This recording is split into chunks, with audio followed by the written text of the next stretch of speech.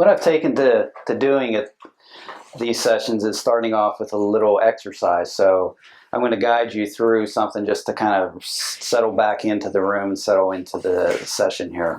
So we're going to do 3 exercises, and these each take about 5 minutes, and there's really nothing mystical about them. So this is just a practical exercise. And the point here is to really just look at a basic quality that's intrinsic in all of us. And you've heard the speakers today talk about that. And the goal here is to really look at the possibilities and the limitations of our attention. So the first one I call outward bound, and so you'll follow along with me on this if you will. So behind, somewhere up here behind my left shoulder, look at the corner of the room near the ceiling and just obtain a basic impression of it.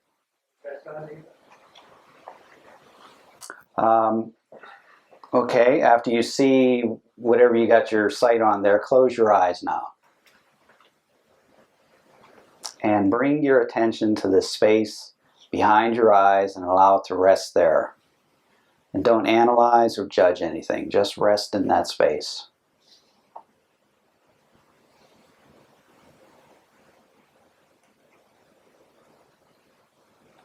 And through your closed eyes, allow your attention to drift outward slowly to the corner of the room that you picked out. And just allow your attention to rest there as if it's a spotlight shining on an object.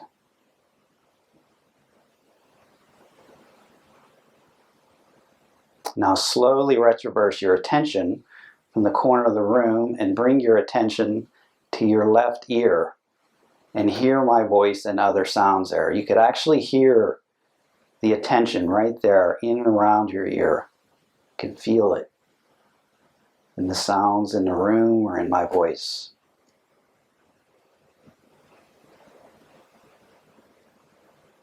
Now go ahead and move your attention to the space behind your eyes and rest in that space.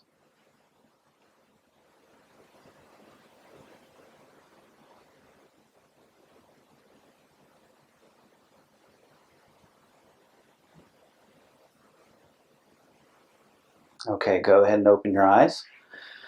And basically what I'm showing you there is just very basic quality of an outward bound attention, that attention can be directed to objects, and as you go along the spiritual path you can see attention can be directed to more subtle things like your thoughts and feelings.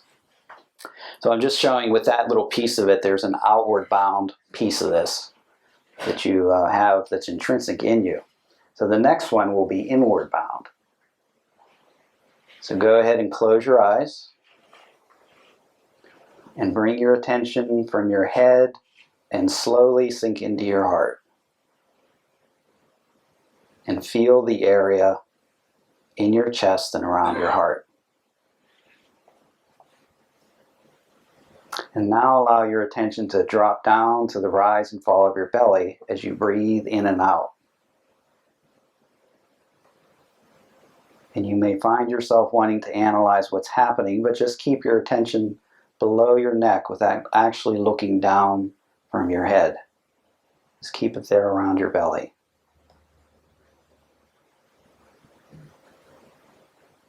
Now really sink into your body and feel what's going on there. You might feel your bum sitting on the chair, the temperature on your skin, the joints in certain areas in your body, your heart beating, your belly rising and falling. And notice any feelings, any pleasantness or unpleasantness, and just take note of your mood right now.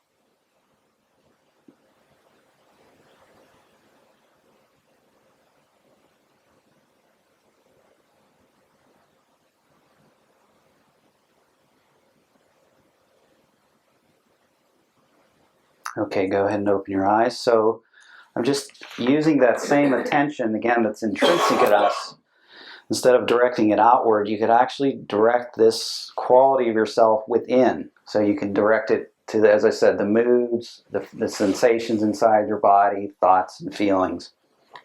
And before we go into this third part of the exercise, there's a benefit that you can get from this dichotomy. And this, to me, is a big leap for a lot of people that haven't done much introspection. There's a dichotomy within yourself, meaning there's two. So there's this watching, it's the first exercise was directing your attention outward. So there's objects in your consciousness. You can direct it inward to thoughts and feelings, sensations in your body. So that implies a split in a way. So there's this leap that can occur with what people call the watcher, the observer, the witness. It's labeled by different teachers in different ways. And that probably the flaw with that is that observer feels very personal. It feels like that's still us. And we feel like we're this separate unit with the dichotomy there. So this next exercise is designed to undermine that. So this one's called Nowhere Bound. Go ahead and close your eyes. And bring your attention from your head and slowly sink into your heart. Feel the area in your chest and around your heart. And allow your attention to move out to the space around you. 360 degrees around and even above and below you. In fact, allow it to expand to the walls of the room. And try to keep your attention from going back into your head and giving too much thought or attention to thoughts or judgments or any analysis. Even though this attention feels outside of you and you can allow it to rest there, you can also feel your entire body at the same time. And allow your awareness to relax and become interested in the space around you. Now shift from awareness of space to recognizing awareness itself. And don't analyze, don't judge yourself if this feels confusing. Just turn your attention to awareness itself.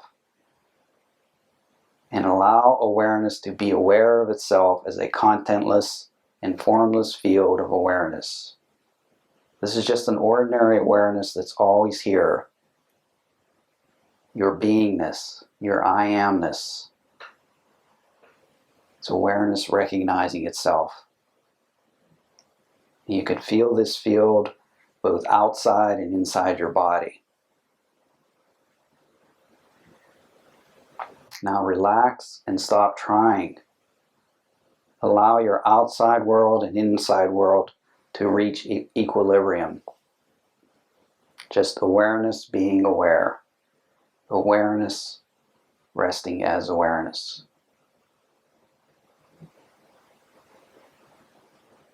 And what we truly are is always both here and within you. Pure, open, clear, still, and spontaneously accepting of all. And we can become deeply acquainted with it.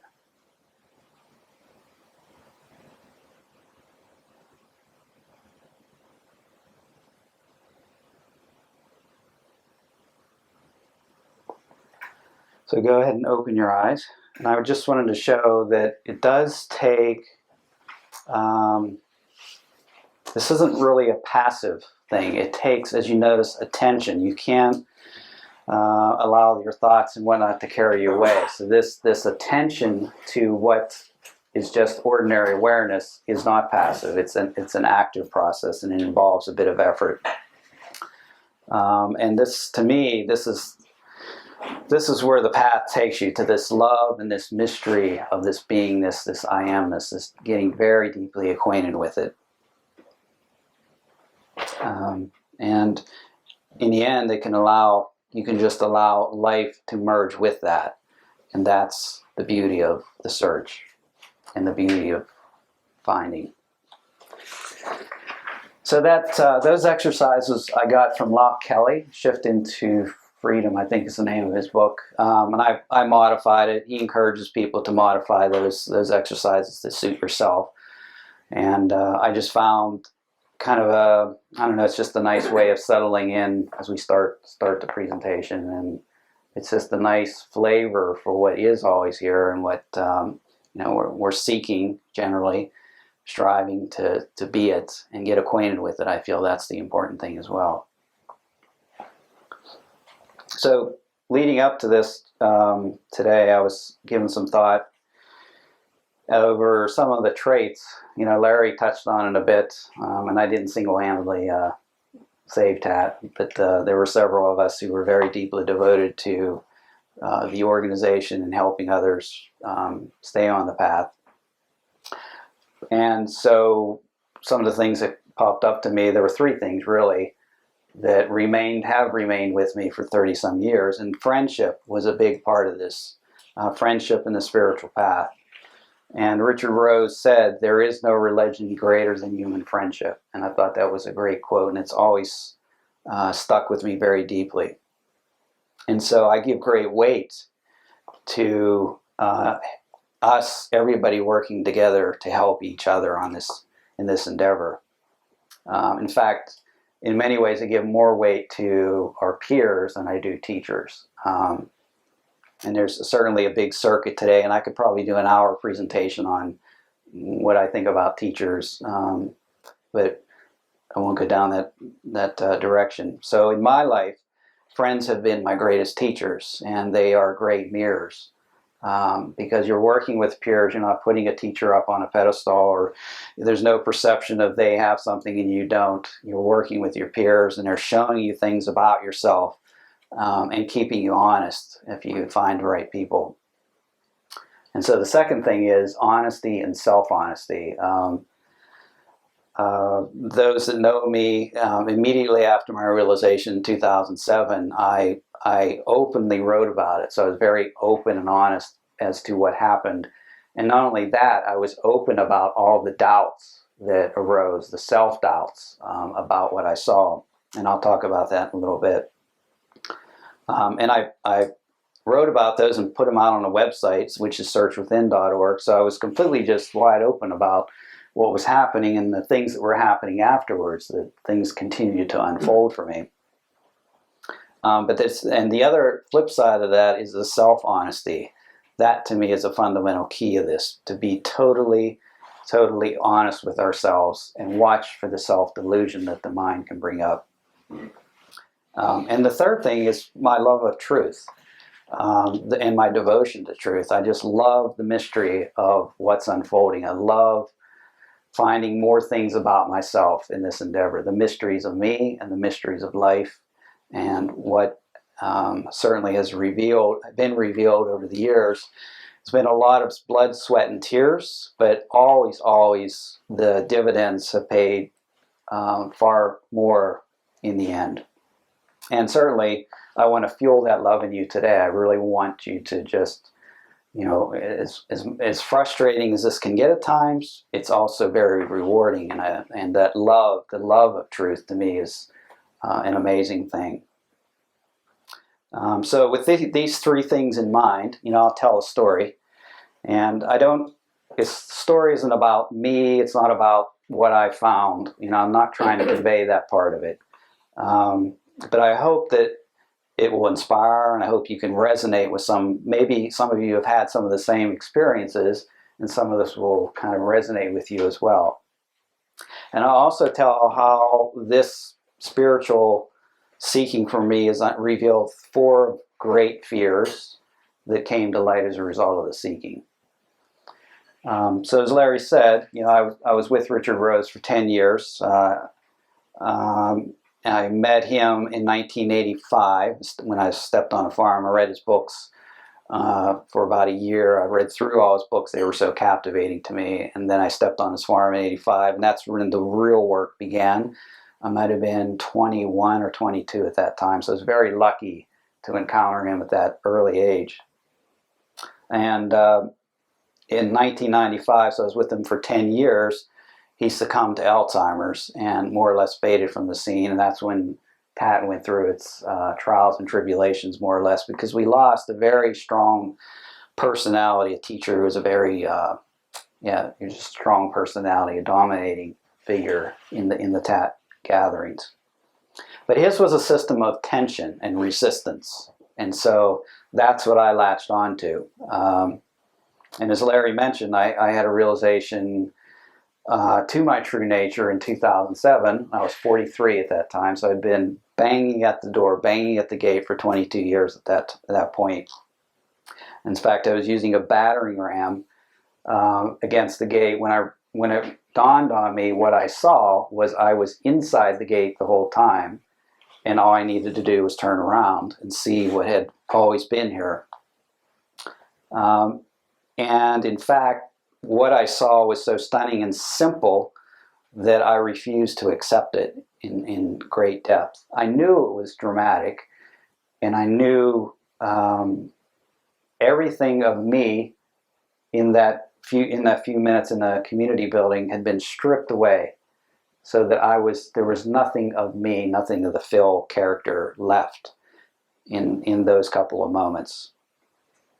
And in fact, it was kind of prescient or precious that so many of us had worked on that building, and it was a physical manifestation of friendship. So all these people had worked on it from 1973 by hand, all these years, and here we had a meeting place where people gathered together 4 times a year, and that's where the realization occurred to me. So a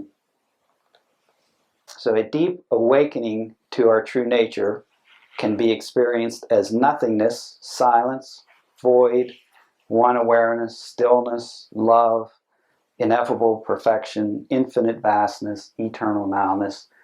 There's so many different ways of expressing it because everybody's coming into this. Everybody's wired differently. People are carrying different amounts of baggage in their life. Certainly have genetic implants, family upbringing, and whatnot. So we're all so different, and that's why it's often discussed and expressed in so many different ways by different teachers. So the realization, my question was, what is the source of my awareness? That's what was really driving me crazy at the very end. What is the source of my awareness? And it did show me the depth of my nothingness. There was nothing of me there in the fundamental essence of what I am. So Rose's teaching opened my head, basically blew off my head in a weird way after coming out of the realization. But it still left me with this question of what is everythingness? I'm reading books and I'm reading people talk about their realization, so I didn't understand. Basically, I was feeling half-baked, and I knew something more had to unfold, but it hadn't quite answered the angst, so to speak. And so, there I went again, down another agony-filled path of seeking for something else, because what I had been seeking was so simple, I refused to accept it. And it reminds me of the Francis Thompson, Art mentioned that this morning in The Hound of Heaven, all things betrayest thee, who betrayest me, capital M, me.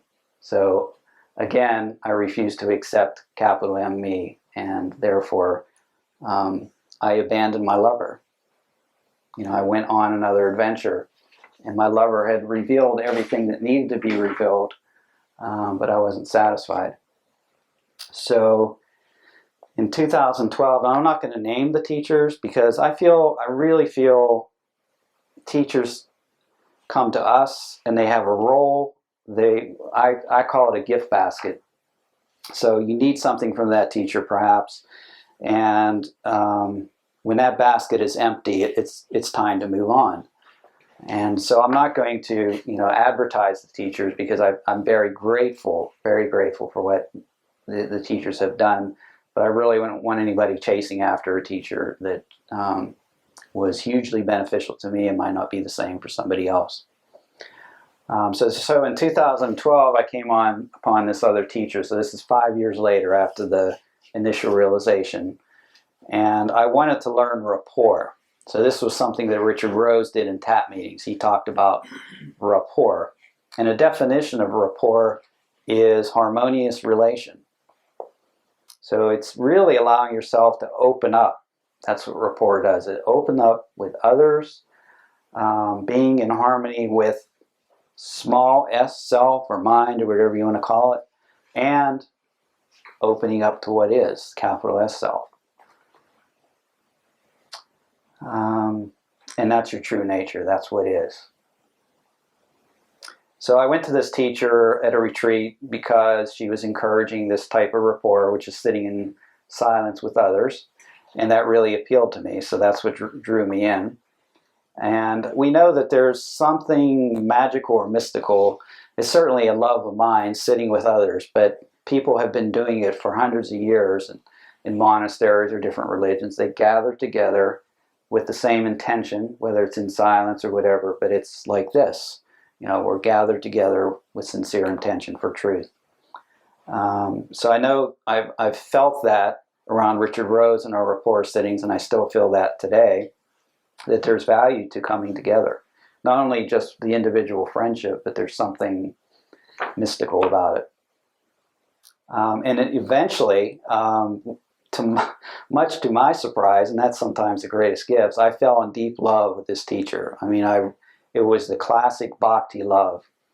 You know, I think those that know me pretty much would say I was the Tin Man in The Wizard of Oz. I was like totally up here in my head, more or less. You know, I'm sensitive, I'm friendly with people, but I just didn't have, my heart wasn't open. And I could barely even say I love you to my wife. And so this really unfolded and it just swept through me. And if I had, had the experience in 2007 and said I'm done, it would not have left me open to more. And it really was an amazing gift to experience love of that depth. Now that's the kind of love that comes and goes, and it's more of a personal love. But then that opened me, as I'll go on here, to the deepest kind of love, which is always open, always unconditional. And so while Richard Rose opened my head, this teacher blew open my heart. My chest was wide open. And I didn't say before, basically, the dissolving into nothingness to me was a death. It was a death of the mind, just for a few moments. And it essentially stripped away that fundamental fear of death. Now, yes, if I walk out down the street and a bus is coming, there's definitely fear there. It's a healthy fear to step out of the way of the bus. But I'm talking about this deep, deep angst that we don't often pay attention to. So in this case, that seeing that what I am is eternal and can't die, you could see how that would remove the fundamental fear of death. So this teacher essentially removed the fear of love. And you could flip these around. It could say, I accepted love, whereas before I was pushing it away. And the thing that came out of this, I was a meditator. I think Richard Rose talked about, he was a peripatetic. He always had to be on the move. And so I don't know if he did it exclusively, but his form of meditation was walking and doing introspection. And so I did that for many years. But as a result of the second teacher, I really got interested in sitting in a formal meditation practice. And as I said, just sitting with others was also very special to me. But what I would say, what unfolded eventually was I followed the teacher's practice, the advice, and then made it my own. I really took full authority for the type, by experimentation, what was fruitful for me. And what I feel is really fruitful is just letting thoughts come and go. And this is just one form of meditation, but there are many, many things that try to stop thoughts. I'm kind of the gravitate to the opposite side, which is allowing thoughts, feelings, sensations, perceptions, everything to come and go. And I know there's certain meditation practices. I'm not scholarly type, so I'm not versed in them. But to me, that shows who is this guy, Phil? What makes this guy tick? And the only way to do that is generally what's conducive is to sit and make a commitment every day to sit in silence. And I don't, I really have eschewed the hardcore practices of coming into the belly or breathing through the nose. You can get much looser with this, and it becomes actually more productive. And as I mentioned, I love sitting in retreats and whatnot with others in this style of meditation and rapport. So after 3 years, so this was in 2012, after 3 years, I really saw, or was shown, that's generally what's happening, that this teacher was a two-edged sword for me. So on the one hand, I was open to this deepest love and this deepest quality of myself that I hadn't really felt before.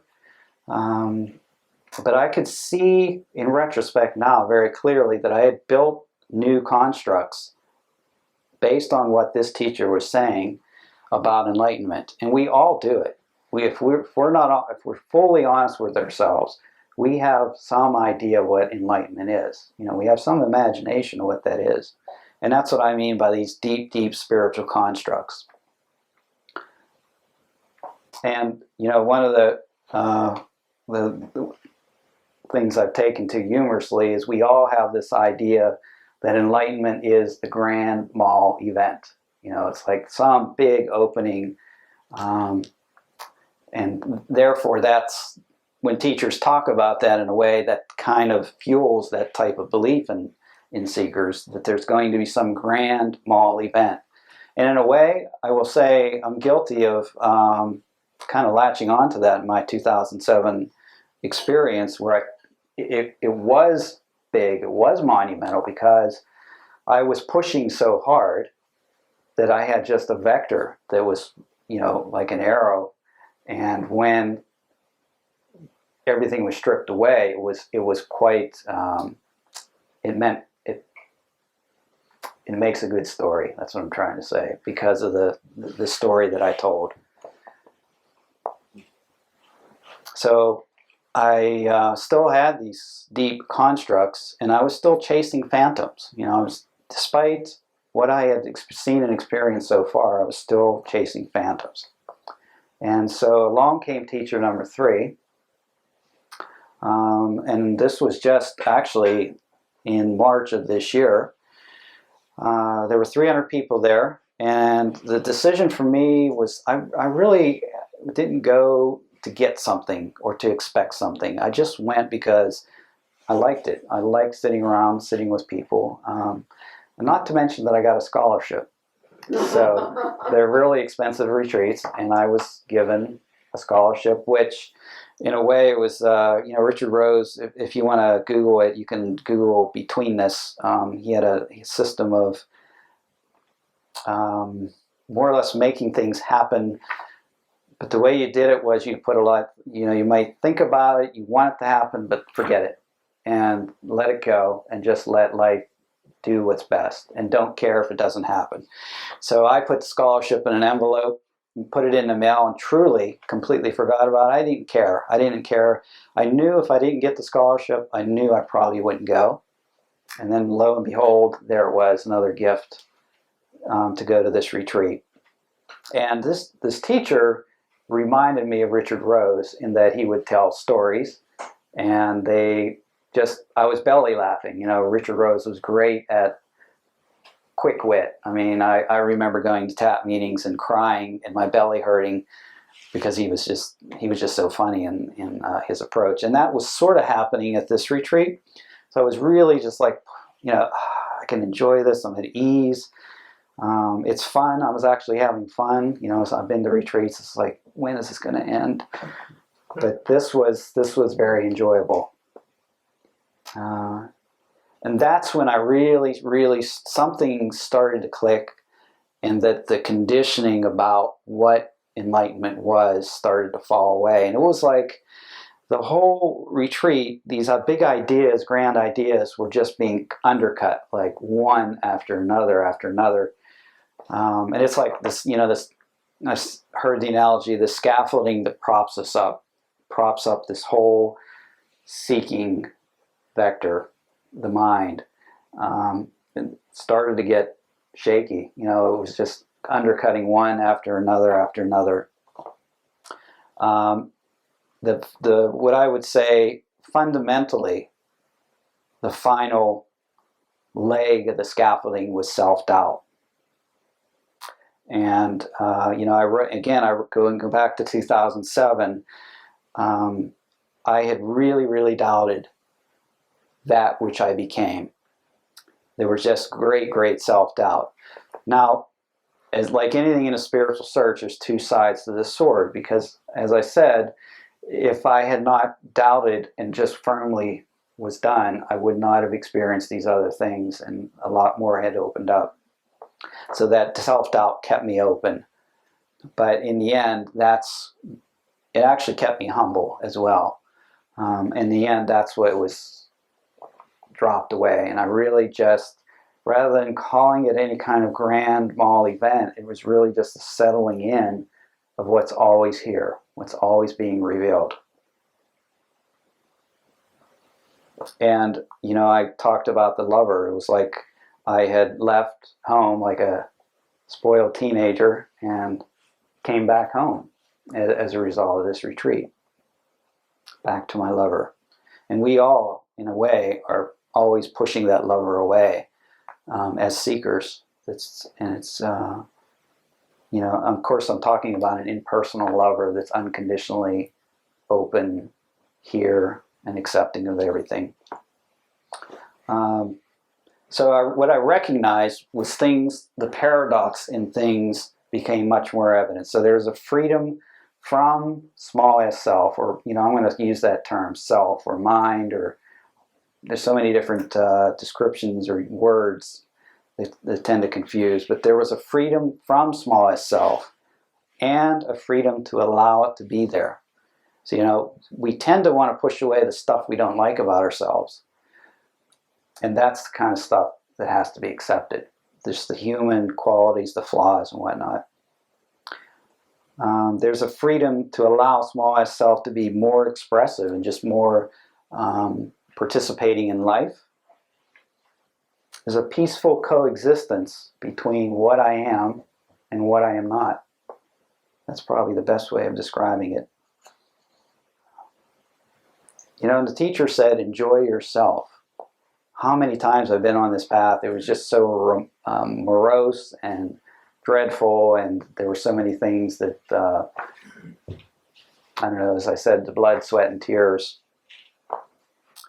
But the profound simplicity, there's great, great beauty in the mystery that's revealed in that profound simplicity. So that's the story. And again, I'm telling the story not because I'm trying to show you that I'm somehow special with this. I'm hoping that some of you may see this story in yourself and understand that some of it, or all of it, is possible for anyone. So to recap, there was the fear of death, the fear of love, and I didn't really explicitly say it, but the third fear was the fear of self to be authentic, to let the character be Phil, and let things be there that I just fundamentally couldn't accept, self-doubt being one of them.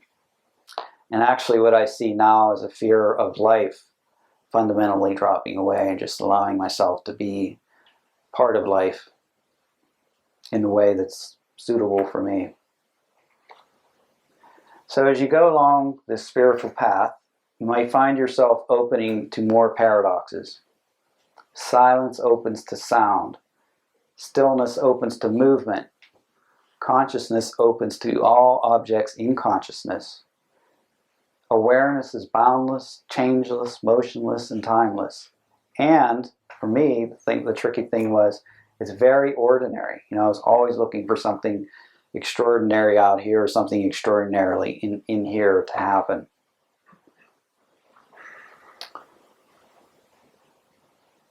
So it's the garden variety awareness, the I amness, the beingness that's intrinsic in all of us. It's open to all forms, all experiences, all thoughts and feelings. When were you never not aware?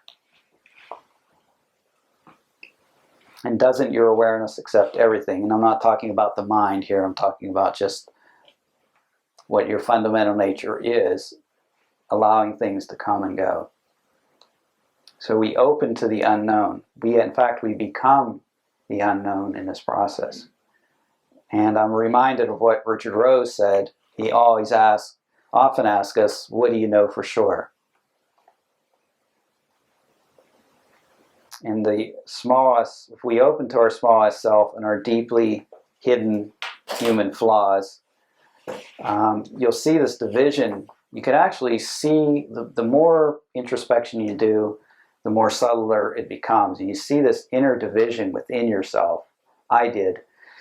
In a way of expressing this, there's a way of trying to manage our external life, to try to get everything in order. A lot of us are trying to do that.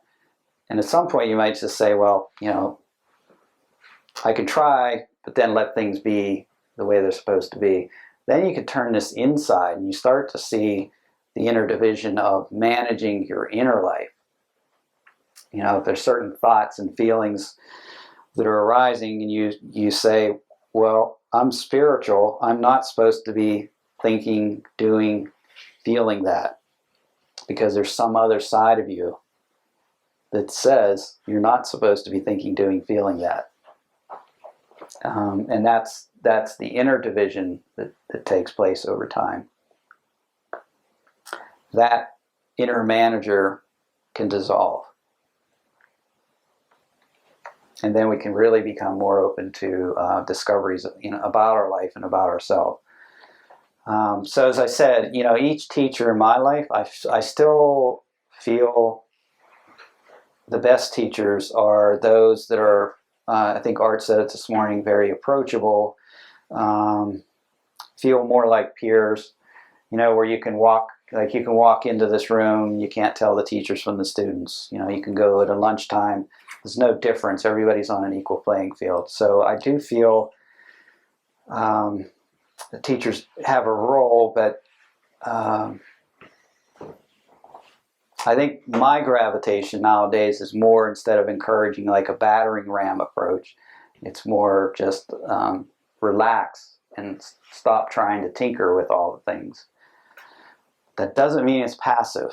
It's far from passive. As I tried to convey in the original exercise, it does take effort to be attentive. You're trying to cultivate something deeper within you. And that does take, just like anything you love, it takes attention.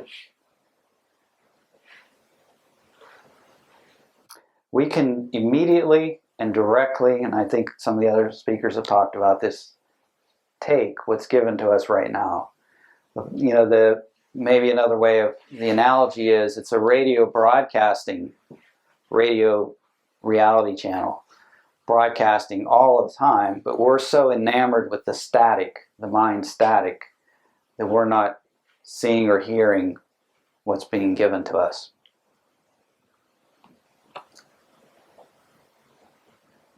And this applies whether we're meditating or just going about our day. So for me, and I think this is pretty common, seeking exhausted self.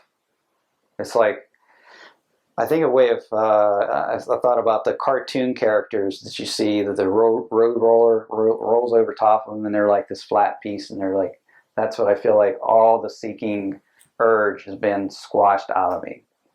And in a way, it's like I failed my way to truth, because this has just been one failure after another failure through my life, and eventually, by failing to the nth degree, truth has been revealed.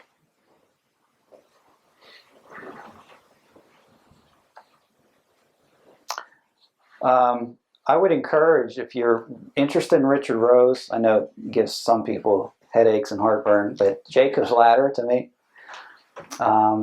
best conveys his teachings. And in Jacob's Ladder, he has 3 triangles, and it's body, mind, and essence. And it's getting a superior leap through introspection on each of the climbs of the rungs of the ladder, so to speak. And the psychology of the observer. Yes. In case people want to know where to find it. Yes, thank you. So the Psychology of the Observer was the book that illustrates it. And actually, in a couple of pages in there, there's a real core part of his teachings. So what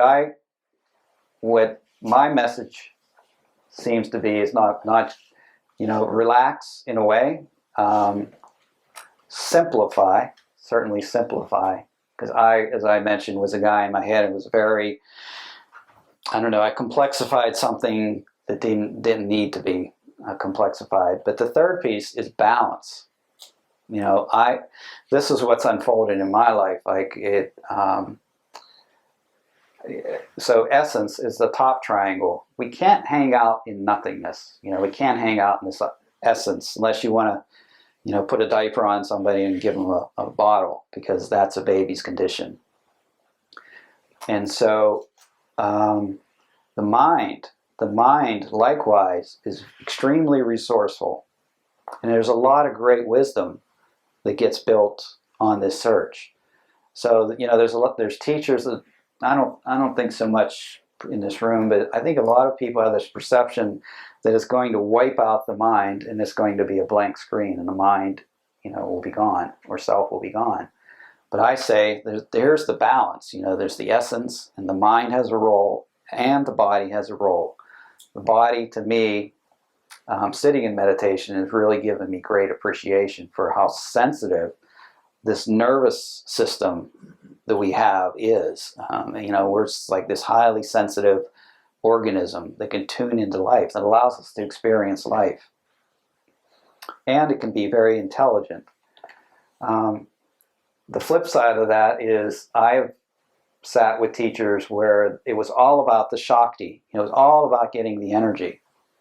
And so within the body, yes, it is intelligent, but I've seen people, and likewise I've been guilty of it, get drunk on Shakti and get way too wrapped up in Kundalini and not balancing this out. And the same with love, and the same with being too much in our hearts. We can get too lovey-dovey, on this path. So there's a balance in that as well. And we can also get too intellectual. Certainly, when I said the mind is a great resource, there's a dark side to that, and we can become too much dissecting and not enough feeling if we get too far in that direction. Synergism is another way of expressing this balance. And as I mentioned, we can't hang out in this nothingness. And as we, mature from a baby, we develop a sense of ego. And again, I really don't feel like that's a bad thing. There can be a healthy ego. There could be a healthy sense of self. But there's a devil in it as well, as you all have heard many, many times in seeking. So we can have this synergism between the awareness that we know that we are, and this particularized, unique sense of self that we've become, through our egos and small s self. And our lives can be this dynamic equilibrium in the moment, but often we're just not seeing it. And as I mentioned, Richard Rose used the term betweenness. So rather than this fixed state, when I talk about equilibrium, people think about it being a fixed state. It's more dynamic. Because we want to hold on to something special, as we want to hold on to the blissful states, the great parts of life. But there's just always moving opposites that are playing out in life. And that's the dynamic balance. And I really feel you can learn to become less captivated by the mind's noise and more cultivating of this deeper sense of what you are. It could be like a marathon runner. This is a loose analogy. Somebody training and running an hour a day, it's not like they only are healthy during that 1 hour. That 1 hour that carries them through to the next day. And I think the same thing with meditation. It sort of like builds a deeper attunement to what is, and you get better at it with time. And certainly the neuroscience now is showing all the rewiring that's happening in the brain. And I do want to make it clear, I think I made a note somewhere in here before I lose it. This is not about self-improvement. When I'm talking about meditating or some of the techniques that I'll show you on a flip chart here, none of this is about self-improvement, like self-improvement project. We're not trying to, as Bart Marshall would say, polish the turd. We're just trying to get more skilled at seeing the mind, seeing the self, and then getting a bit more in tune with this deeper sense of what we are. So I mentioned paradoxes, and I'll throw these at you, hoping that they sort of undermine some of your scaffolding. And I don't want you to think of these as black and white. There's all shades of gray in between. And that to me is the key part of this. So in the spiritual endeavors and teachings, there is the path of resistance and the path of acceptance. Doing versus being. Not this or the neti-neti, or this too. My will, control effort. Thy will, trust, surrender, or let it be. Movement, stillness, going within, dissolving into all. Thought, no thought. And these next ones are what I would characterize, perhaps, I hate the word enlightenment because it's become on par with God. It's overused, overplayed certainly. Enlightenment is the simultaneous discovery and recognition of the following: a marriage of the opposites. Form and emptiness, manifested, unmanifested, what you aren't, what you are. Consciousness manifested through us manifested in consciousness. Always becoming, always being. Finite, infinite. Everythingness, nothingness. Nisargadatta has been quoted a couple of times today, and here's one from him. Wisdom is knowing I am nothing. Love is knowing I am everything. And between the two, my life moves. So, Nisargadatta isn't saying this is about some static state of nothingness. He's saying my life moves like a pendulum between these two, nothingness and everythingness. The absolute has two sides. So there's this perception of the one, that you can't really say much about, which you get immersed in, perhaps. And there's another side of the absolutes, the other side of the coin, which is it contains everything. It contains the relative.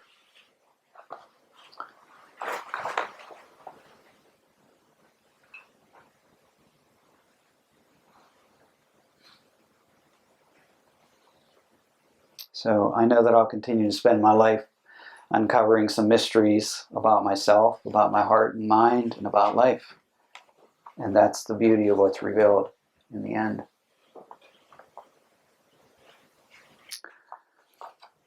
So I have some observations and tips. I was smiling to myself as Paul was talking. What did he say? He wanted to encourage nothing. But I find, again, there's a paradox here between you have to make efforts to find what you are. That's just what I feel. I feel that there's shortcuts, though. And certainly that's what Richard Rose and other teachers gave to me, and friends. They gave me shortcuts to make this a bit better. So these are my tips. And these aren't prioritized, so they were just as they came to mind. And they aren't hardcore techniques. So, you know, I'm kind of hoping like a shotgun, you know, the BBs go out and maybe one of them hit you. That's kind of my best. That would be success for me. And the best I can do with these is to kind of, you know, inspire you or have you find your own spiritual compass, you know, something that works for you. And I always cite Po Yan, who is, you know, you can Google that name or some good information about Po Yan on the web and in a tap form. But paraphrasing him, I am imposing nothing on you nor asking anything of you. And that's the greatest way of teaching to me. Okay, so the first one is remember your love of truth. And this it's so stunning to me that even in my life, how this was such a high passion, I would forget. You know, I just get lost in the world again. And it's just amazing how easy it is to forget, even if this is highly important to you. And along with that love of truth, what I feel is helpful as traits to cultivate is deep self-honesty, gratitude. You know, the gratitude is saying something else has been done for you. It's not taking credit for it. And that's important, being less selfish. Sincerity, selflessness, compassion, openness. These to me are really important to expedite the path. And you know, that compassion thing, that has a different connotations, because when somebody puts a burr up my butt, I'm not sitting there, you know, thinking, oh, I love you, and you know, I'm very compassionate for you. It's not that. You still respond appropriately to the way things arise. But I'm talking about in general, just having compassion for people. And I don't think you know, and there's joy in helping others. This becomes really natural in just wanting to help others. Watch yourself in the present moment. That's the second one. You can watch thoughts, feelings, and sensations arise in you without engaging or tinkering. And you can recognize how captivating the mind's noise is. It's always trying to distract and get attention. And it's always inserting, so there's things happening in our lives, and we're, you know, a really good example is I could see myself coming down here and getting stuck on I-95. You know, the volume of traffic is so heavy that it surges, and then you go 70 mile an hour, and then you go down to 30. And I could see my mind trying to work in there saying, you know, this can't be, this, just making a story out of it.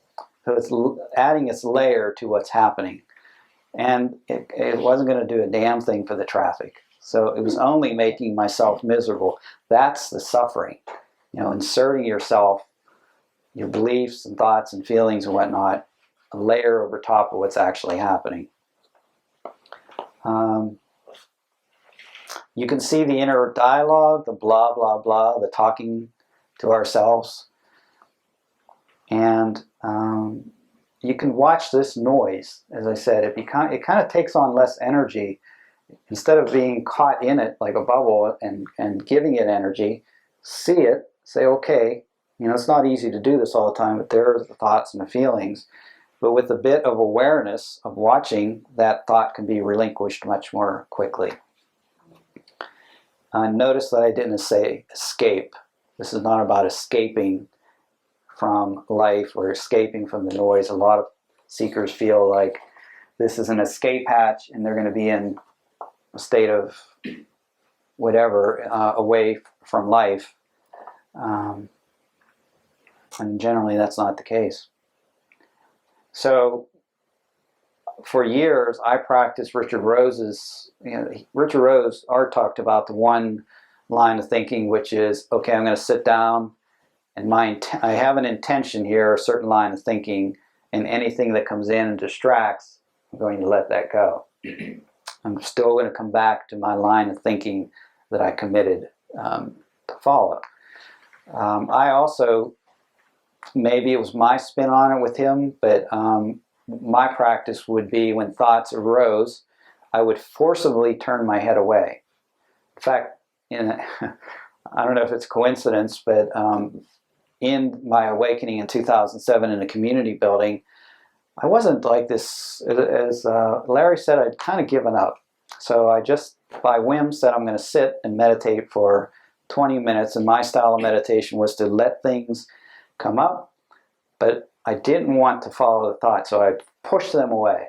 And there's other ways of doing that. You can come into your belly, or you have certain practices in meditation. But in this case, he called it turning the internal head away from thought. So to me, what was happening was there was something about the tension that developed as I got more and more forceful in turning away from thought. And that actually is what the tension grew so great. It was actually what opened my head. Funny enough, I don't know that I advocate that, but I would say if it feels good for you, or it feels right, or hits your intuition, that is a good way of coming back to what's present. But another way I've seen is just to allow thoughts, feelings, sensations, perceptions to just come and go. And they don't take on energy because you're not giving them energy. You're just watching it play. And that's what self does. Or self or mind has its role in life. And certainly it's great at figuring certain things out, like building bridges and making roads and building this building and this beautiful garden. The mind, when applied, can do that. But I'm talking more about, that's intrinsic in mind, motion and movement, time. I've found that approach can allow the thoughts to quiet down a bit more and get a bit more, let the true beingness, I amness, become a bit more palpable. And this isn't resignation, definitely not resignation. As I said, the attention requires perseverance. It's like a sculptor or an artist or somebody who gets really, really good at whatever skill it is in life. They've given attention to it, they've cultivated it. Discover friendship and rapport. I talked a little bit about rapport. Friendship to me is seeking cohesiveness. It's seeking oneness, trying to find common ground with others, trying to find uncommon ground so that they can kind of reveal your own beliefs and your own flaws or whatnot. They're good mirrors. And this, as I mentioned before, rapport is really opening yourself up. I remember hearing somebody talk about that. I was like, what do they mean, open up?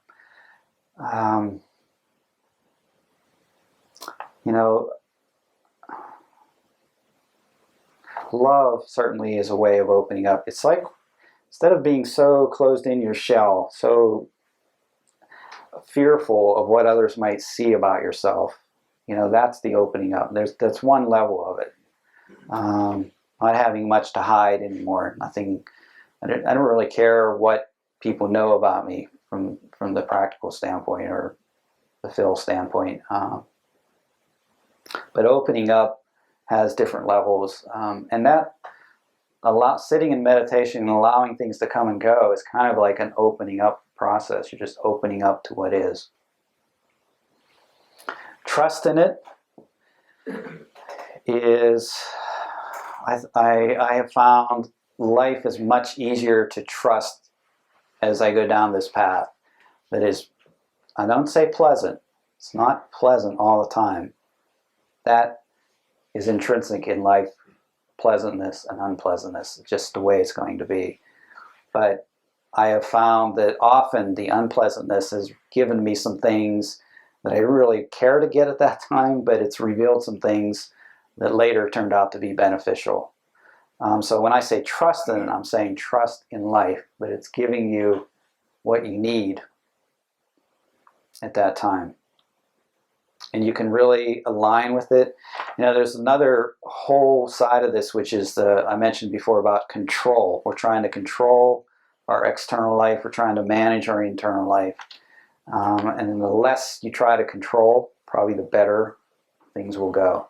Because we can get our underwear in a bunch trying to resist what's happening when we are totally, like the traffic situation, you're totally powerless to manipulate the traffic. Okay, I only have 2 pages. So what's getting your attention? The question would be, what is the immediacy of your experience right now? What is now present, direct, and intimate? And the mind would like attention. And in a way, I certainly advocate I think it's been mentioned today, the retreat from error. The using the mind as a tool to see what is false. But you don't know what truth is, but you know what false is. You become much more acquainted with false, the mind. So this path is kind of, in a way, starving the mind spinning on itself by retreating within, by retreating from error, retreating from the known to the unknown, falling away of self. There's different ways of expressing this. But I find that's the best way of going about this, because it discourages even more beliefs, which we already have enough trouble with. What's your life trajectory? And I'm not talking about, I think I mentioned this, the life improvement project or the self-improvement project. This isn't about, making the $1 million or whatever. But what is your overall intention or vector? Vector is a direction. The larger picture of your life, your life's direction. What is important to you? What are you nurturing? We have a limited amount of energy, calories to burn every day. What are we giving that attention and energy to? So what's your life trajectory? The old, what do you want nobody wants their tombstone to say, I wish I spent another day at the office. The old saying. Find time to be with yourself. And I would just let this wide open, but I really, really feel it's important to commit to a certain amount of time every day. And that it's different, has different values, different ways of going about it for different people. Silence, to me, is very powerful. And meditation is a tool, because then it can expose aspects of ourselves that we're so busy in life that we just don't see. We're so distracted. So if we make a commitment, I find it really valuable in the morning before my attention gets wound up in other things. To just sit with myself and make a commitment to that as well. Because then you start to see all the challenges come up. Oh, I should be doing this or that. But if you set aside a chunk of time, 15 minutes, half hour, whatever, to be with yourself, go for a walk, whatever works for you. And this can also be highly confrontational, because as I said, it's so easy to get distracted. But now, if you set aside a period of time, it's just you, your thoughts, your feelings. It's just like you're just stuck with what you are. What makes you tick. No escape. The moods and sensations, perceptions, emotions, the whole ball of wax comes up in the period of silence. And you can really, I found, it gets much easier to tune into the immediate and direct experience. And by that, I think Paul talked about getting lost in the past, lost in the future, getting lost in our thought streams. Having a thought, then reacting to that thought, then reacting to that thought. Well, it's much easier to be, if you're present, to let that come and go. Just say, that's mind doing its thing. And if you recognize your true nature, and I feel like there are a lot of people here who've had what I would call a strong taste of it. I would just say the best you can do is continue to cultivate that sense, that feeling sense, that depth, stillness, the beingness, the I amness. And the mind will kind of, I think things get more into equilibrium.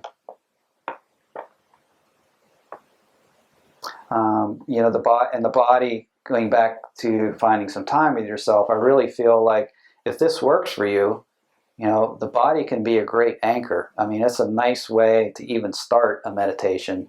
And by that, I mean, to kind of use it as a tool to come back to your breath. If you want, feel your belly rising and falling, and you can just see your whole inner world just settle down, and that just makes it easier to see yourself. So the body can be a role, can have a role. I also can't say with conviction, but I feel like if you set aside some time every day, it's like the brain or whatever, could be your true nature, will see the problem and then continue to work on it offline when you're going about your day, doing your other things. So I really have, there's some neuroscience that shows that the brain can be rewired, and that happens over time. But I feel like setting aside this time allows, it's an intense period, then you relax and kind of go about your day. You don't forget about it. You still want this answer, this truth, but it's working its magic behind the scenes. And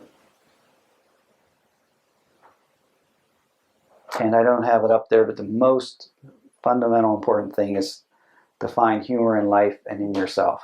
And I say you could become fully aware, FOOLY. So that's all I had from the formal presentation.